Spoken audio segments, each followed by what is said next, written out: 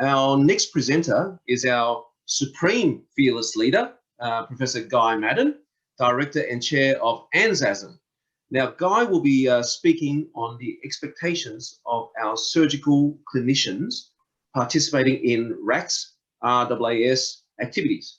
Welcome, Guy. Thank you very much, Patrick. I think we're going. That's good. Now, I'm just going to, once again, thanks for the opportunity to talking to you tonight. The whole ANZASM initiative started in 2005 and has continued for 15 years, embracing all of our states and territories over that time.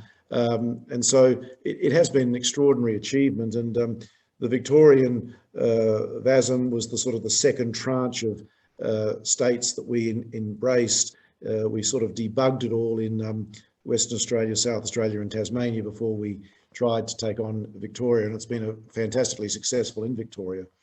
So I just want to touch on a few areas that, if I can have the next slide, please, that we are really wanting to just explain how RACS feels about all of this and what it's trying to do. I want to talk a little bit about the audit, but I try not to reproduce what's already been said.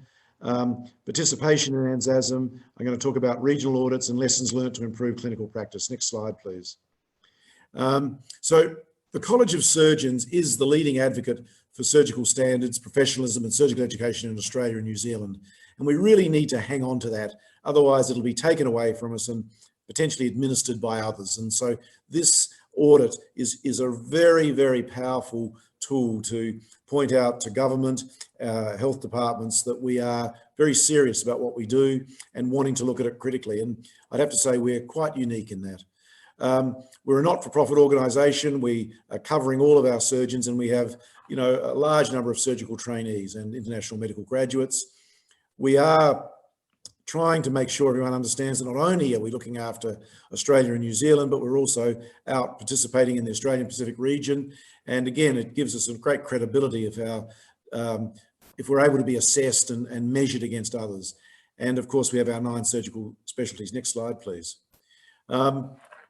The organisational structure is not so brilliantly shown on that, I'm sorry, but it's we have within the RACS and ANZASM, we have John Biviano sort of looks after the organisation as the CEO. We have Etienne Shephers who helps do this, but then the ANZASM sort of nerve centre is down in Adelaide, where Wendy Babbage, with the help of Helena, look at the day-to-day issues. And then, of course, we have underneath that all of the state audits, of which, of course, Victoria has been probably, well, it is the largest of the college-controlled ones. The only thing that's just slightly different, and it comes up a little bit in some of the data I'm going to show a bit later, New South Wales, it follows all of our questions, but it's actually organised and run by New South Wales Health. And we have a sort of arm's length engagement with that, and that has brought some significant problems to the data we get out of it. The rest of Australia is absolutely being organised by RACS, but RACS has to work with New South Wales Health, and sometimes we're not always working with exactly the same agendas, and that's a challenge, but I think over time it's getting better. Next slide, please. If I can move to the next one. So ANZASM is an independent external peer review of surgical mortality in all states. The purpose is to review all the deaths that occur during an episode of care under a surgeon. And obviously it's always been to feed back as an educative role. We do, as Phillips was showing, we do collect the data and report it more broadly, but at the end of the day, the core of this is to feed directly back to surgeons what occurred, what maybe could have been done differently. And, while I absolutely accept not everyone has the insight or wishes to share the insight that things did not go well, on the whole, I think most surgeons do take on board the criticisms or the suggestions of how the care could have been altered. They may not always agree with it, but at least it makes them focus. And we have certainly seen over the life of the audit a significant drop in deaths under surgical care. And I think that's been, if for no other reason than we've taken on some of the lessons, but also we've avoided a lot of futile surgery. We have a national steering committee made up of the clinical directors in all of the states, and we try and implement suggestions and changes that are necessary. But just bear in mind, with a data set like this, we have to be incredibly careful not to tinker with it too much. I mean, the great danger with data is that if you're in a position like myself or Philip, we just want more and more and more. We'll happily add another 50 questions to the forms we fill out. But as practicing clinicians, which we're also, we know that that is not going to get much buy-in, and people won't do it seriously. And in fact, even arguably, the form we have now is too long, but we really think it's the minimum we can use to get useful data that we can then analyse and report on. And the other thing with all of this is each state and territory is funded independently by its local health authority. So the college provides a small amount of money for coordination of this, but the actual states fund the clinical director and all of the staff that support the efforts of the audit. And I think that's really important, because that way the states buy into it. They expect a product. It's not just coming from some magic pot of money from the Commonwealth government. And they are quite demanding of us and quite challenging of us, which on the whole is a good thing, but is it means that they feel some ownership of the data and they want to get useful information out of it. And I'll talk a little bit more about some of the hurdles we've been having with that in a moment. And as I mentioned, CASM, which is the New South Wales group, is absolutely underneath the organisation in the sense that the data is, but the actual control of staff and the KPIs they deliver to are not quite as rigorous as we've been able to extract from the rest of the country. Next slide, please.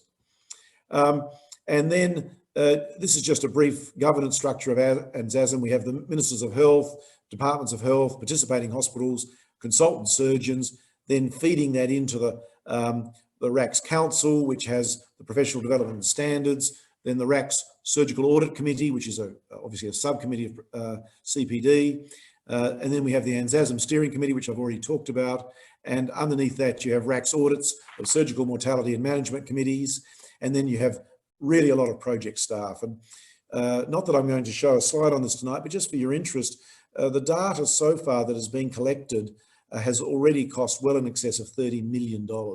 So this is a very expensive data set collected nationally, and it's one that we just have to use. Otherwise, it would be a terrible, perhaps, waste of funds not to use it well. Of course, it provides education, but it's also providing data that needs to be reported on, and I'll talk about that in a moment. Next slide, please. So we have these various audits around the country and within territories, in particular Northern Territory and the ACT, and they feed into this whole process. Next slide. So next slide. So one of the issues with this, and I think it's absolutely essential, but there are people who have differing views on it, is this whole issue of qualified privilege. So what qualified privilege means is that if we get a first line assessment and then a second line assessment's done on a case report, that is fed into the process. The clinical director will be aware of who's involved in all of this, and it's his or her job to ensure that the passage of this is managed appropriately. But apart from that individual and of course the staff who may be handling the paperwork, no one else knows, nor can we report who a surgeon is and what was said about them, what they fed back to us. All of that information remains qualified and it can't be shared. And this is designed to encourage free and candid discussion. There have been and continue to be pressure brought to bear on the college to provide this information in a more transparent way. What they want to try and do is pick another Dr. Death.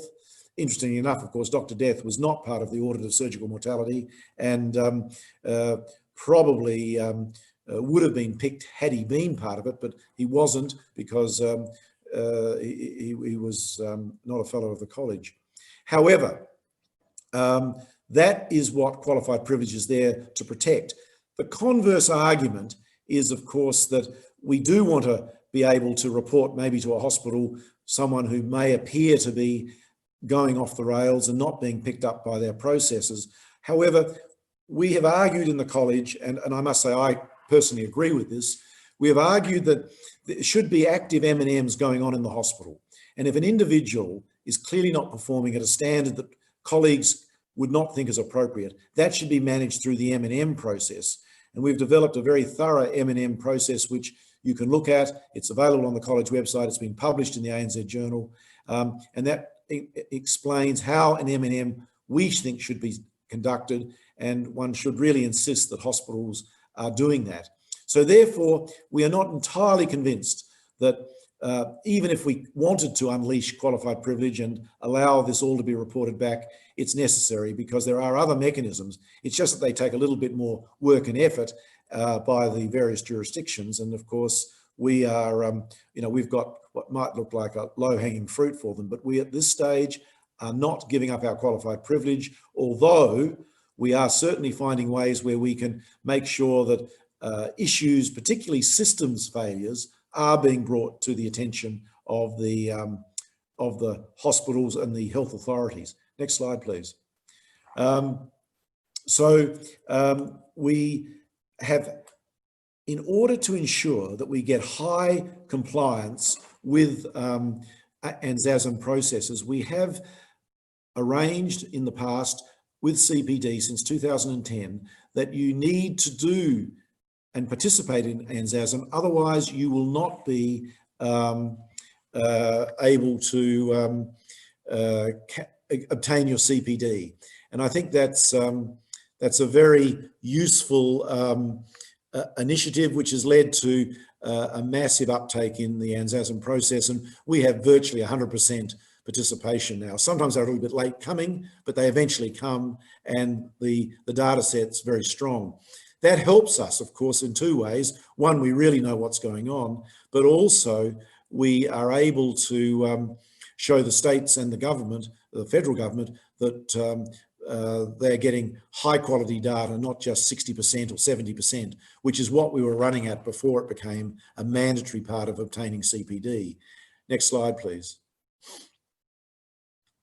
If we look at the audit process, I probably won't take you through this because I think it's already been touched on, but fundamentally we expect surgeons to conduct an initial report. The first line assessment is placed in and assessed, and if that is okay, well, then we decide if the second line assessment is necessary, and usually it's not, and there's feedback and the case is closed. However, in about 10 to 15% of cases, we do get a second line assessment, and we look at the medical notes. A second line assessment is created. We give that to the surgeon. Sometimes the surgeons are not happy with it, and on occasions there has been an error. There's been a misunderstanding of what occurred, and we're happy to take that on board. We are not. We're only trying to educate. We're not trying to punish. However, once that cycle's been worked through, we then close the case, and all of that data goes into an annual report to the stakeholders, but it also forms the data set that we can interrogate as the years go on. Next slide, please. The Fellows interface is designed to make this easier. We used to all do this with paper forms. We then moved on to an electronic format, and I won't take you through it. I'm sure you've all done this. We do, but the nice thing about the electronic forms, of course, is we can ensure that every field is filled out, hopefully with meaningful data. Next slide, please. The data quality is always an issue, and we are constantly trying to check that it is reliable. We're trying to make sure we get meaningful information on the lessons learned, we hope that people will take the time to fill out the forms carefully and thoroughly. Otherwise, we do miss a lot, and particularly going forward, if we want to really demonstrate that this whole process is causing education to occur, then that sort of information is really valuable. Next slide. So the audit data, this is the total audited surgical deaths reported from 2010 to 2020. And as you can see, the distribution is roughly proportional to the state's populations, and gives Victoria a bit of a leading edge because you have more people. But the states perform as you would expect them to do. CASM as I say, we're having issues with their data set, and we haven't been able to reliably get it for the last few years, although certain information is being fed in, but not nearly to our satisfaction. And therefore, we've been reluctant to use it at the moment. Next slide, please. The compliance with the audit figures have been really good. And if you look at perhaps the VASM performance, it's excellent. I mean, it's running at 96.1% for the last full year, and we're in the current year, and there's still a few stragglers, but it is very good, and it's continuing to make the project appear to government to be a very worthwhile activity. Next slide. The numbers that underwent a second line assessment are shown here, and they do vary, and it depends a little bit on the committee that's looking at them, and so there's no right answer about how many should be done. But as you can see, if you take the VASM line, which is the second to bottom, you can see that you're actually doing a lot of second line assessments, and we would probably interpret that largely to be that you are keen to get to the bottom of cases. However, there is another explanation for second line assessments, which I'll touch on in a moment. But overall, you can see that there's a bit of variability year from year, a little bit of variability state from state, but on the whole, somewhere between 10 and 15% are being looked at. Next slide. One of the reasons second line assessments are being done is because there's been insufficient information provided, and that is really very unsatisfactory. And and as you can see, VASM has been the recipient of poor information load, and that might well explain what we've been seeing. The other states have been a little more, at least their interpretation has been a little bit more complete. Next slide, please. And then the other area for SLA is because further investigation does need to be done. And as you can see, that is largely uniform across the states. That's where really we haven't got enough information. We do need to understand exactly what occurred. Next slide.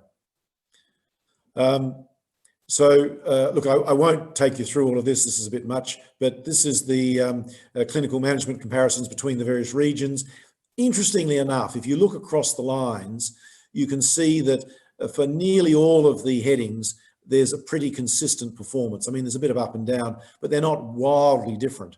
And I guess that's very reassuring, because it does give us a certain degree of confidence that behaviours are similar around the states. And if you drop down to the second to last one, inappropriate DVT prophylaxis treatment as viewed by the assessor, you can see that, I'm not saying it's great, but it's not bad. We're talking about 1 or 2% of cases. And of course, sometimes there are very reasonable explanations for that. Sometimes there are not. And clearly that's not good. And we've seen over the years a substantial improvement in DVT, well, in deaths being linked to inappropriate DVT prophylaxis. And so that's really has improved a lot. Next slide. Next slide? No, next slide, please. I don't want to do this. This is not exactly quite the set. Next slide. No, that's a shame. That's all right. Stay where we are. The reports, go back to the reports, please. Yep. The reports that are being used are the reports, every state does them, and we've heard about those already, and many of you would have had a look at them, and they are interesting to compare. They're very similar. Next slide.